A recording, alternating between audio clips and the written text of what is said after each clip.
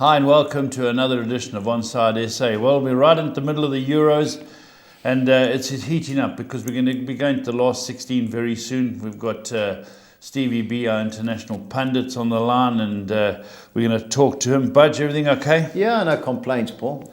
Up and down with the bets. Very tricky first game. You know, some teams don't want to get beat. Stronger teams have to have a go, but there'll be some interesting games. Yes, okay. And Steve, have we managed to get Steve on the line? Is Steve there? I'm here. Good morning, guys. Morning, Steve. How are you doing? Very well, thank you. All right, Steve, before we get into the Euros, just a little bit on the Premiership managerial latest. What's the story with Rafa Benitez going to Everton? Well, it looks like a lot of money seems to have gone on him in the last week or so, and he's gone from being second or third favourite to odds on. So somebody must know something, because it looked like Nuno could be going there, and now all the smart money seems to be on Rafa.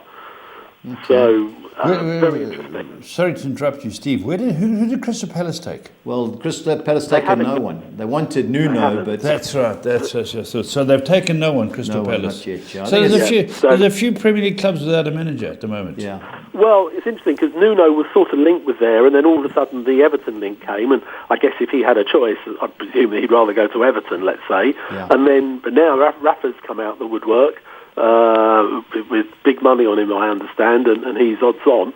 Does that mean Nuno is now going to talk to Palace again? I don't know. Well, Stevie, how will that go down with the red side of Liverpool? Look, at the end of the day, listen, I mean, you get players over the years have gone between the clubs. I don't think there's any real deep animosity between them. Yeah. And good luck to him. Why shouldn't he? It's he obviously has a big affinity and a bond with Liverpool, but it's been a few years since he was there, so I think good. I think he knows the area. He may even still have a house there, I understand. So I think that would be a good move for him and a good move for Everton. Yeah, no doubt. I like him as a manager. So just getting back to Crystal Palace, Budge, are they still holding they're keeping the powder dry, basically? Yeah, Crystal Palace haven't employed anybody. I think everyone's sitting waiting for the Everton. Just have a look at my understanding is the favourite, not odds on, but the favourite is Steve Cooper of Swansea. Swansea, the tattooed man. Okay. Yeah. Now they were. I think they were hoping that they might be able to find a way to pinch Sean Dyche, and I think that was something that was brewing, but. It's possible that with the new owners at Burnley and that won't happen. And renewed sort of increase in budget, because they've not really had that before, Sean Dyche might be tempted to stay where he is, because he's obviously done very well there. So at the moment, Palace are still looking. He deserves a bigger club, doesn't he, Dyche? The thing is, I thought he should have been in line for Everton, but obviously Everton want a bigger name, and I like Dyche. What he's done is, I don't think Guardiola could have gone to Burnley and did what he did without any money and scrimped and scrapes. I like Sean Dyche. I think you're right. I think you need a particular type of manager that can get the best out of, I guess, players who aren't at what you wouldn't call elite players. Yeah. Then, as you say, you've got the Guardiola gets the best out of the elite players. Yeah. So whereas Sean Dyche might not have been the right man at City. So I guess it's horses for courses. Yeah. Steve, on to Nuno. What's the latest with him? If he doesn't go to Everton, I don't just see him at Palace. Because, I think, again, I might be right. My understanding that there might have been some talks with Crystal Palace, but obviously he preferred the Everton route. If that doesn't happen, does Palace pick up talking to him again or not? And if not, then where does Nuno go in this country? So unless there's any, or he hangs fire and waits to see for the first one or two vacancies, as you often get. In the early months of the season, or he looks to go abroad. I guess his principles, when he sort of effectively fell out with the owners at Wolves and decided it wasn't appropriate for him to stay, whether he shot himself in the foot a little bit, because he's now got himself sort of missed out on a couple of opportunities. Right, now, to me, he's a perfect manager for Tottenham. I see Tottenham have implied you'll obviously educate us more, but why wouldn't Tottenham approach him, or have they? No, not that I know of. I get the 2 or 3 feedbacks a day from Andrew Gold and somebody else there. They give us all the latest information about. It looks like Fonseca's coming in. Fonseca has spoken to the players. Yeah, I think Fonseca is Paratici's man. So, Yes. but you're right. Nuno, I think Nuno could do a good job wherever he is. Obviously, he's got his style. He's got his team of people around him, and you think what he did at Wolves. I would have thought, Stevie, I would have thought, no disrespect, he might go on to be one of the great managers, but Spurs want someone who's won something, and he's only basically starting out in his career, the goalie. Yeah. He was at Sevilla. He went was at Valencia. He got them fourth in the Champions League place. He was at Porto. I think they ran second and won the cup. Yeah, but I hear what you're saying, and he looks a very good manager. Maybe he got as much as he could out of Wolves, but I know very little about Fonseca. I've just read up on his track record, but I do think the director of football has got an incredible record, and hopefully they can work together, because I've seen it could be a false dawn. Yeah. To me, it's one thing being at Juventus and having all the money and the power and great players. It's nothing coming to Spurs where you've got to revolutionise the ship. So he's not going to the worst squad in the world. No, but they need definitely players. Set up, they got money, they got, I agree with you. It's just I was hoping that Conte came at one stage. Top notch, he's proven himself in that league. But I think as well, Fonseca is slightly unknown in that he doesn't know the Premier League well. So therefore, that's always a disadvantage. Unless you're a Pep or a Klopp or somebody that's done really good things where they are, and they're good at what they do. But otherwise, look, it's any manager you bring in, it could be somebody who it's still a gamble, because they just have different styles to the ones you've had before. So, but like all these things, the fixtures are out, and you've got to hit the ground running, haven't you? You can't afford to be opening game Man City early on. Man City opening game, but both the director of football and Fonseca made a comment that they both said we have to sort out the defence first. That's a Mourinho type chirp, and we know the brand of football we play there. If they're going to come and be doer, they won't get a year out of those two. You've got to, but the fans have had enough. The fans have really had enough. You see the reports and they say they're both taken aback with these two new guys. The fans have said, okay, let's give them a chance, but it will be action quickly. But you say that, but I mean at Juventus, their strength always was from the back. They got their defence sorted out, and then obviously you've got sort of attacking players after that. So Juventus made themselves like the hardest team to beat in Italy for 10 years. So. Yeah, but they weren't competing against much. That's the difference. And you go to Man City and Liverpool and Old Trafford, it's a different ball game. Yeah, but no, good luck to them. Yeah, good luck to them. Paradici's, he bought Pogba, he bought Ronaldo, he bought great players, and they were attacking players to his credit. So let's give them a chance. But again, we're all sitting on the fence, Steve. Yeah, well, look, I guess with the Euros, it's taking the precedence at the moment. Obviously, once the Euros are finished, and I think then everyone's focus will return to the Premier League again. Yeah. All right, Steve, you're going to bring up the betting now for the Euros. Obviously, this game's on today, which is Thursday. There's a 3 o'clock kickoff our time, 2 o'clock your time. Ukraine versus North Macedonia. I think this will be a humdinger. So before you get that, have you asked him about that? I didn't know about this the biting incident. Sorry, Steve. Yeah, the Euros. Apologies. That the Rudiger incident. That just seems to have been swept under the table. Yeah, they played it down. They're saying that. Well, they're saying that no action will be taken. It wasn't actually a bite. It was more like a nibble. And Pogba has sort of said, "Oh, it was nothing much." So they really played it down. I mean, it looked like it was something, but in the end, it's sort of gone away. It wasn't a Suarez type love tap. Nibble, not a chunk. Yeah, and Rudiger, he's got a bit of history too. I was at the game when he said he could hear the noises of the racist noises. No one else. And then he went down when Son kicked him. Yeah, and he went down. That's right. So anyway, good luck to him. I'm pleased Pogba said it was nothing. Yeah, that's what you want, Yeah, no problem. Steve, the first game we just spoke earlier, Ukraine, North Macedonia. Any chance of an upset? I thought that. Ukraine.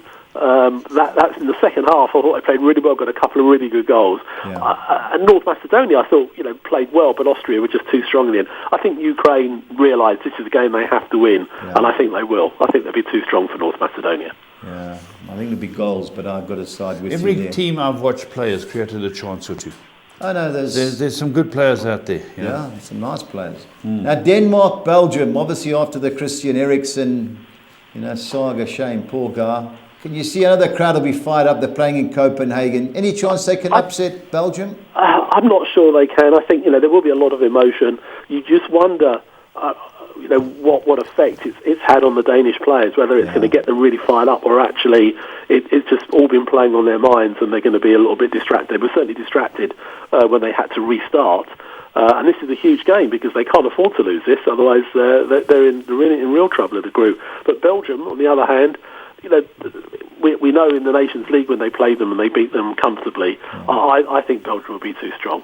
Yeah, I totally agree. Even money. My best bet of the week, Steve. I think the absolute certainties. All my doubles have started with them, so hopefully I'm right. Who you talking about? Belgium? Belgium, yeah. Belgium, yeah. Yeah, I must say, watching Lukaku, you can see the job Antonio Conte's done in him. He looks a real number 9. Hold it up. Yeah. Anyway, as we backed him as top goal scorer, let's hope he carries on. Harry's got his number. He looks like the number 9 that United wanted.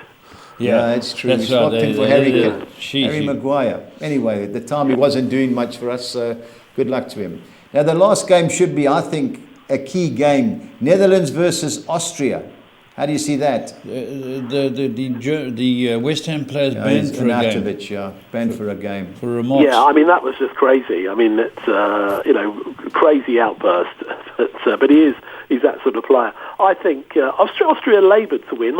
In the end, they were too good. But I think the Netherlands will be too strong for them. I think it'll be close, but I think they should win that, and then they'll top the group.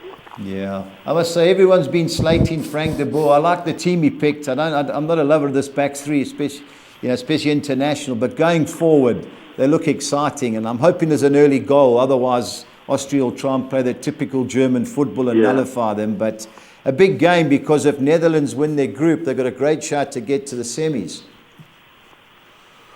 Right. Yeah, and in fact, I mean, the Netherlands are not fancied at all in the tournament, but they've found themselves in a decent group. They're not like in a group with like Group F or something. So I think they'll win it, and that'll be and they should win the group then. All right, on to Friday. Sweden, how they held on against Spain, I don't know. Even though they did have the 2 better chances, you think they'll be too good for Slovakia? Yeah, Slovakia impressed me. I thought they did. I know that Poland shot themselves in the foot with a red card, but they played well. I mean, we know that they're known as a bit of a one-man team with Hamstick, but I thought as a team they played well. So I think Slovakia got every opportunity of holding Sweden. Sweden looked dangerous when they counter-attacked. That Isak looked a good young player. He's a nice player. But otherwise, I just find them they're not an easy watch. They're hard to beat, but I think I fancy a draw there. Yeah, the only thing with Slovakia is Poland, I thought, were getting on top, but then the red card came, another ridiculous challenge when he just should have let him go. But I think Sweden will win for my money. Slovakia, I like Skriniar at the back, but I don't know, they looked laboured towards the end, and for me, in the heat, I fancy the Swedes. Our next game on Friday features England's group, Croatia, the Czech Republic. I was disappointed in Croatia against England. I know it was hot. Well, the Czech Republic, even though they played Scotland, were impressive. Big game for Croatia, Steve. Yeah, very much so. They can't afford to slip up here. Otherwise, it's all on the game when they play Scotland. You're right. I thought the Czech Republic played very well in patches. Scotland had their chances, but the Czech Republic looked quite comfortable at times. I think it's going to be a tight game. I think Croatia are favourites, but they didn't create much against England. They had quite a lot of the ball in the second half. Yeah. And I think that but the Czechs seem to be quite happy to sit back. But they're great at set pieces. They've scored a lot of goals from set pieces, and they've got the West Ham, the big West Ham boys, Souček up there as well as Schick, and I think it's going to be a tight game. I think that again, a good result for the Czechs, and they could they're going to finish first or second in the group. Yeah. But I think it's going to be close. I think Croatia have got to show more than they did against England, otherwise I think they're going to struggle. Yeah, I read the reports from one or two of the Zagreb media, and they were saying it's time to ditch the old and get the new one. So I don't know whether if he's meaning Modric and a couple of the guys at the back, but I was really disappointed. I thought they'd create more against England. England's back four had a picnic. But anyway, I think that's a crucial game of the weekend for me. Now, England hosts Scotland. Scotland to me have been the worst team that I've seen in the competition. It should be a 2 or 3-0 job, Steve. Do you agree? Look, you would think so, but it's there's a lot of passion involved in this game, and sometimes form can go out the window. You look at it dispassionately and you think man for man England should be too strong. It's at Wembley. You'd expect England to win, but I think the Scotland realise that having sort of had that hiccup now against the Czechs, if they lose this, they could well be out, or could well be out, not definitely out. Yeah. So I think it'll be closer than people think, but I think England should still be too strong. Scotland have got one player in the midfield player, John McGinn. Now, everyone thinks that these national teams are just going to let him free. Czech Republic, the moment they lost the ball, the first midfielder got close to McGinn. And it's the old saying, rather let their bad players beat you than the good players. I think this is a 3-4-0 job. You can't have a right back with Motherwell, with all due respect. The goalkeeper plays for Derby. You're right. If England, Southgate, they've done their homework. They know the Scotland team. They know most of those players. A lot of them, obviously, some in the Premier League play with some of the players in the England team. It'll be interesting to see what team he puts out. England have got one or two injury concerns. They went into the competition with players not fit like Maguire, Henderson. Now you've got potentially, we don't know if Jack Grealish, who missed the training session, is going to be 100%, because this is the sort of game I'd like to see Grealish play. I think you start running at the Scotland back four. I think there's opportunities there. So I'd like to see England go for it, not be too think against Croatia.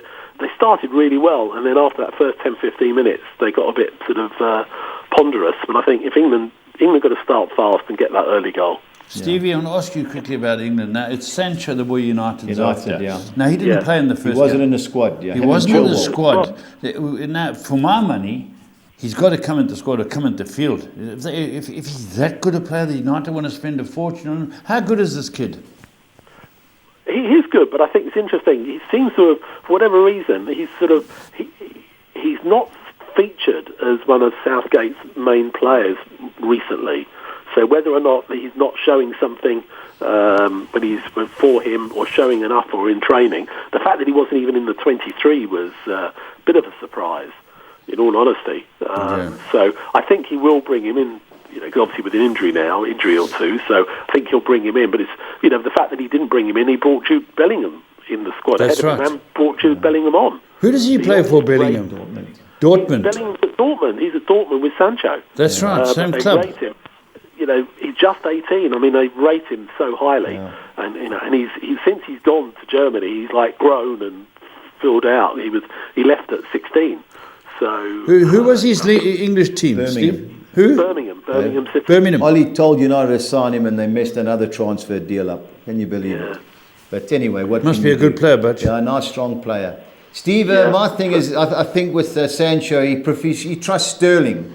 I don't know why more than Sancho. He got the winner. So, he got the winner, but good luck to them. But to me, if it's even money, England to win by more than one goal. If they can't beat the Scotland team, best bet, then I'll be disappointed. Steve, before we go any further, I was trying to ask you, who did you tip in the beginning of the tournament to win it? France. You in France? Budgie went? No, the money's on France. I went England. You win England. I went England to win it. Okay, that's fair enough. No, you're entitled to your choice, but good. It's coming home. It's coming home. No, you're right. Anyway, Steve, on to Saturday. The team that we both fancied to win it, France. Too good for Hungary? Oh, yeah, I think without doubt. Hungary were really game. Yeah, they were. Portugal sort of left it late, but in the end, obviously, it was comfortable. France should be too strong. Hungary, really are, they're hiding to nothing in their group.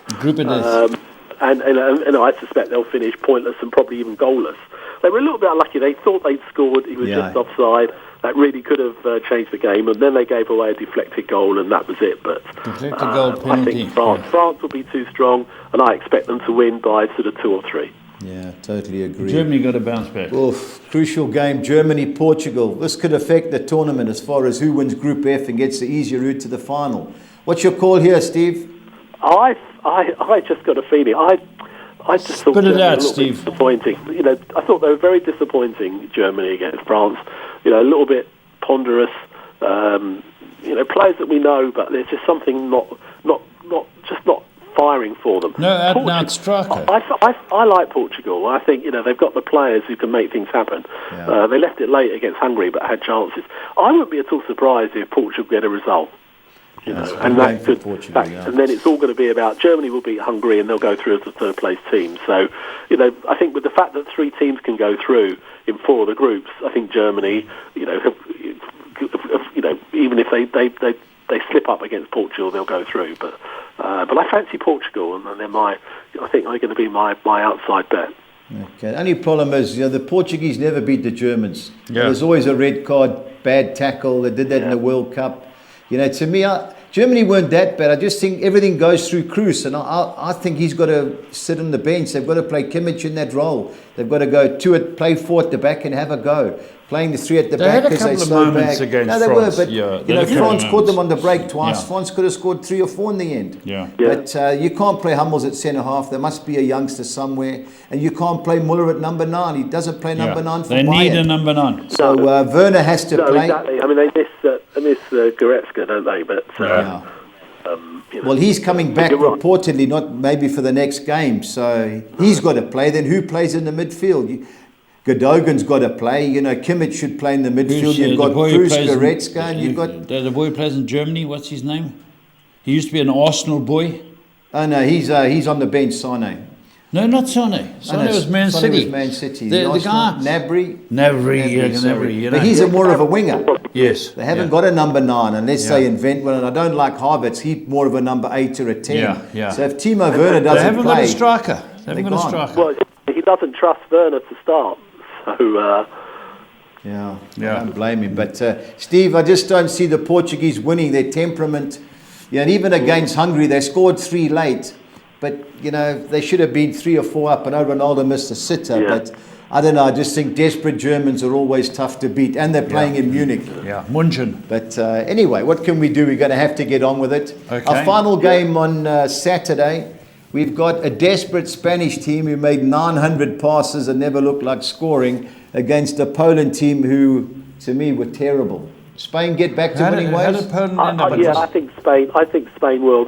You're right. They were very disappointing. They really laboured to try and break Sweden down. Yeah. They just haven't got those players up front that you think.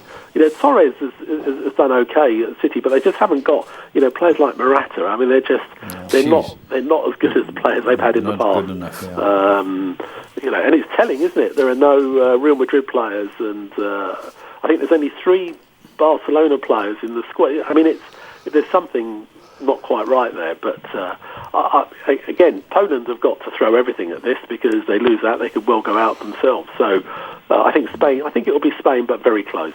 Yeah, for me, he's got to play the 2 boys up front, Morata and the guy that's scored Morata against was United. muck the other day. But you played 2 up front because the one thing about Indy's defence, Morata, is making runs. The midfield guys are just knocking it around. And if you're a centre forward, there's nothing worse. Then they give it you the ball. There's 2 people up your backside. Give it back. He's got to play Morata down the middle and have a go. Otherwise, he's going to come under flack. He needs to do the Macarena. But it's in Seville, and Poland were terrible. I expect them to win by at least a goal. Yeah. Now on to Sunday. It's the last game of the group. Italy already through. Wales are already through. 4 points. They should go through. Do you see both teams resting players? I wouldn't be at all surprised if they do. Italy know that they only need to draw to win the group. I think they might well rest, especially with the games are coming, with an extra game with a round of 16 as well. Yeah. I wouldn't be at all surprised. I don't think it'll be wholesale changes, because I don't think you want to lose your rhythm too much. But Wales, certainly you would think, would want to rest 1 or 2 key players, but I think Italy will as well, and I think it will be, I guess Italy will want to win and win the group, and I'd expect them to, and Wales wouldn't want to get beaten by too many, but they can't finish below, it's unlikely Wales are not going to qualify. 4 points, you're definitely going to qualify. So, I think the trouble is going to be one of those games where there isn't much to play for. But on the other hand, the teams don't have to fear losing, so they could go for it. But I think whatever way you look at it, Italy should be too good by at least 2 goals. Yeah, but they haven't been beaten in 29 games. 29 games. They've won their last 10 in a row. I mean, they are haven't conceded. They're not dark horses, because. but I don't think they were many people's tournament favourites. But from what I've seen so far, they look really good. They look as if they're going to be a very hard team to beat. Both games, they've got 3 goals. 3-0, yeah. They beat Wales, Switzerland, yeah. They haven't beat much, but in fairness. Now, Steve, are you jumping ship from France onto the Italians? Well, I think I'll wait until we get into the knockouts. All right, okay, just check. Italy have not got a tough group, and therefore it's but they've looked impressive. They've looked like a very well organised team, and I think that's what Mancini's done well. Yeah, full credit to them. Okay, and last but not least, Steve, Switzerland, Turkey. Swiss got to win to have any chance, or they will go through if they win. They do have to win, but I think they will. I think that they were probably unlucky not to beat Wales. Yeah. They weren't that bad against Italy. Just Italy were very clinical, and I think the Swiss will be too strong for Turkey. Having said that, Turkey have been pretty dire in their 2 games. Have they got it? Have they got anything in them to raise their game? Because they could win that and maybe go through as a lucky loser. So Turkey have got to throw everything at the Swiss. All to play for. There is, and that in a way, the fact that you do have this 4 lucky losers, it does make some of these last games quite interesting. But I still fancy Switzerland as, to go through. All right, Steve, pressure time again. I don't want another Poland pick like last week. I've got a funny feeling I know you're on. Who do you fancy? Well, Belgium are my best bet. I think they're going to be too strong. I think they're going to be, whatever's going on in the Danish camp, I think Belgium will be too strong. They'll win that and win the group. Okay. And my value bet, I'm actually going to go for Portugal. Yeah. I just think they've got the players to win that game, and the odds are pretty good for that. Yeah. Now I looked at that as well. Although that's who you'd be going for, I just got my doubts. The Portuguese mentality against the German stubbornness. I just don't see it. And a draw wouldn't be a bad result for either, because the Germans get the point. They'll beat Hungary 4 points and they through. Exactly. So, but I don't think they'll play for a draw. You hope not. I mean, you want to see some attacking football. So, all right. All to play for. Stevie, you little beauty. Thanks very much for your input. Pleasure. And just lastly, obviously, I know we're going to talk about Christian Eriksen. Yeah. Reading between the lines, I was listening to a sports cardiologist here who, in fact, has worked with the Tottenham players when Eriksen was there. And as far as he's concerned, he said Eriksen, he should never play again, professional football again. He said if it's in this country, he would not be allowed to. So, whatever he's saying at the moment, you can't believe that he would play professional football again. Well, which is a shame. But, basically he died. He died for however long it was. So, you would think he and his family would not ever want to take that risk again. No, I agree. But the joke going around that he'll never play top-flight football again, so he's thinking of going back to Spurs. Maybe he'll be another signing for that mastermind Italian, yeah.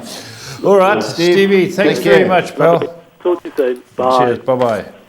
Right, Budge, what's going on with this CAF League? Well, it's semi-final stage this week, Paul, and Al Ali are the tournament favourites. They travel to Tunisia to play ES Tunis. Won't be easy. No, is it a one-off? Home and away.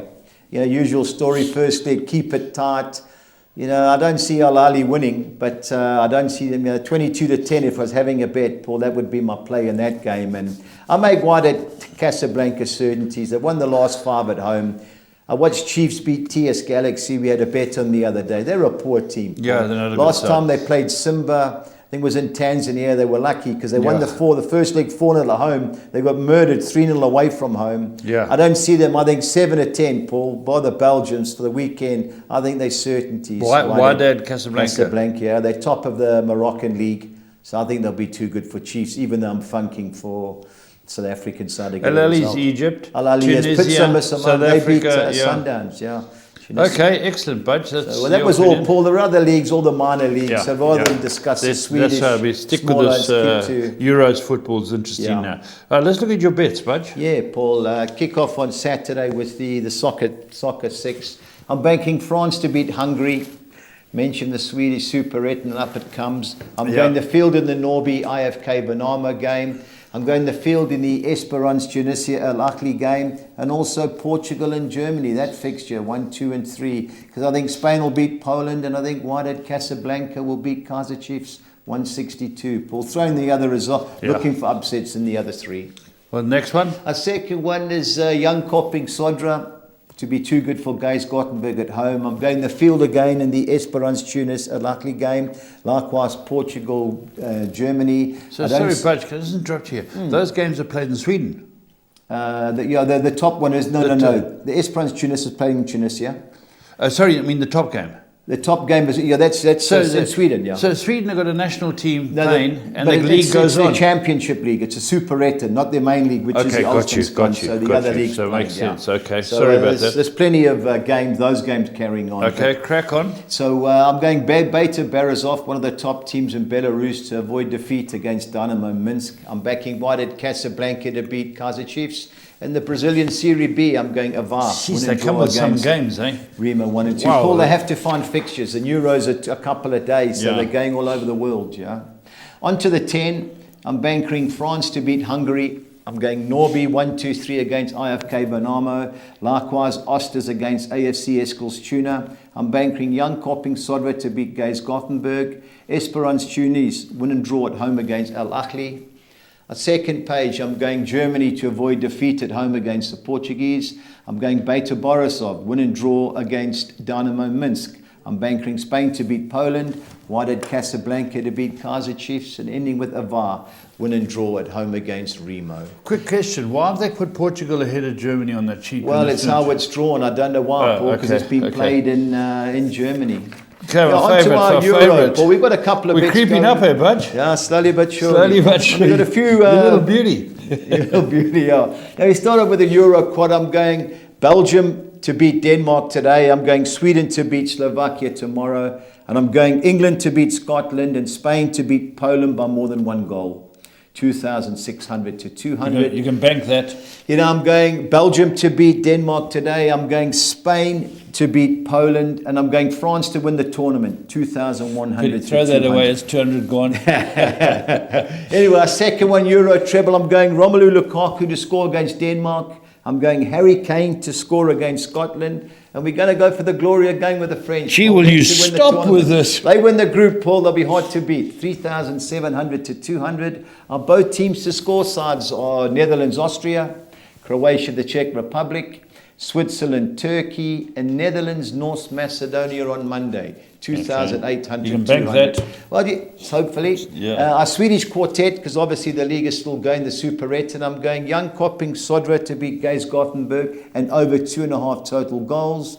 And I'm going both teams to score in the RK Brage Orgrad, Norby Bonamo, and Vaseline Landskrona fixtures, 2,700 to 200. And our Collis King, 6 on Exa. I'm going Belgium to beat Denmark, England to beat Scotland, France to beat Hungary, Spain to beat Poland, Wydad Casablanca to beat Kaizer Chiefs, and Young Kopping Sodra to beat Gays Gothenburg. Budge, I really like it. Also, bank it. Well played, Budge. That's interesting football again. Well, it is, Paul. It's just difficult where you can only watch 1 or 2 games. Everyone and I can't watch the Brazilian because it's not on. No, sure. And the American is at 3-4 in the morning, Paul, and it's tough. Not the nicest and tough to Budge, just for those who don't know, the 14th of August, the Premier League starts again. For those going through withdrawals, it's not that far off, Budge. Just around the corner, Paul. Just around the corner. So they've got to get pre-season, new managers in. So a lot to look forward to. Yeah, Paul, after the Euros, obviously everything will start getting into shape. But,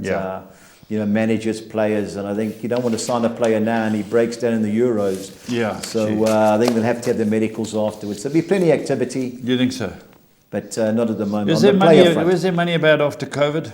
Well, Paul, I just think people have got to do something. Yeah, a lot of teams need improvements. All right. That's great news. Thanks, Buzz. Thanks for keeping us up. Well done, Stevie B as well. Until next time, stay on side.